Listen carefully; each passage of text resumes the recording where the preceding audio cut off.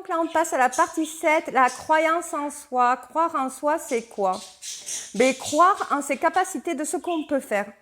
Donc, il y a des gens, moi par exemple, je joue de la guitare depuis très petite. Je ne sais pas lire les tablatures, je savais avant les lire, mais maintenant je ne sais pas lire parce que j'ai perdu mon entraînement. Pourquoi j'ai réussi à jouer? Parce que j'ai une capacité auditive qui est encore plus développée.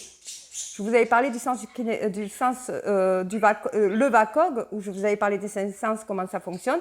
Vous avez toujours un sens qui fonctionne encore plus que l'autre et qui vous permet de vous entraîner et d'augmenter vos capacités de réalisation de vous. Voilà.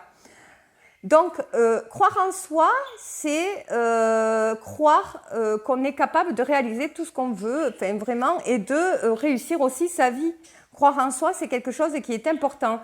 Il y a des gens qui savent faire des choses que pour vous, ça vous paraît improbable, c'est incroyable. Pourquoi vous ne pouvez pas, par exemple, sauter comme un yamakasi, je crois qu'on appelle ça, d'un bâtiment à un autre, alors que l'autre y arrive? Pourquoi vous n'y arrivez pas? Parce que vous vous mettez des blocages dans votre système de croyance. Pour vous, c'est impossible. Vous ne pouvez pas sauter d'un bâtiment à un autre. Si vous essayez, bien entendu. Et ça, c'est rationnel, c'est sûr, c'est explicatif, c'est mathématique, vous allez tomber. Voilà, il faut de l'entraînement. Et il faut se faire suffisamment confiance pour y arriver. Vous ne pouvez pas sauter d'un bâtiment à un autre sans de l'entraînement. Moi, quand j'ai appris à jouer de la guitare, j'ai appris... Il y a quelque chose qui m'a mené à jouer de la guitare. Plein d'événements, mais ça fait partie de mon programme, en fait. Donc, en fait, un programme, c'est quelque chose que vous réalisez avec de l'entraînement. En fait, vous vous entraînez, vous vous faites confiance et vous vous entraînez. Et vous vous répétez, et vous tout le temps. Et ça fait que vous arrivez à acquérir des choses, des objectifs qui vous amènent à la réalisation de vous. Il y en a qui vont savoir faire de la magie. Il y en a qui sont magnétiseurs. Moi, je travaille les énergies et ça fonctionne. Chez les autres, j'aide des personnes à réaliser leurs souhaits. Ça fonctionne. Sur moi, ça fonctionne. Voilà, donc j'explique un peu comment je fais. Voilà. D'autres vont, voilà, en hypnothérapie aussi, j'accompagne des personnes. D'autres vont avoir d'autres facultés. Il y a des gens qui vont savoir faire du trapèze. Il y a des gens qui vont savoir. Pourquoi? Parce que c'est de l'entraînement. L'entraînement vous permet de prendre confiance en vous. Plus vous allez répéter des actions et plus vous allez y arriver.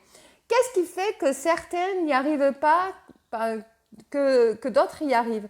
Eh bien, les personnes qui n'y arrivent pas, c'est souvent dû au fait, ça dépend de l'entourage que vous avez. Si vous avez un entourage positif qui vous encourage et qui vous permet d'aller de l'avant, bien entendu, vous allez acquérir ce que vous souhaitez. Vous allez arriver jusqu'au bout de votre objectif. Mais si vous avez de l'entourage qui ne vous aide pas et qui ne vous accompagne pas et qui ne vous apporte pas du positif et qui ne croit pas en vous, vous n'allez pas croire. Parce que souvent, le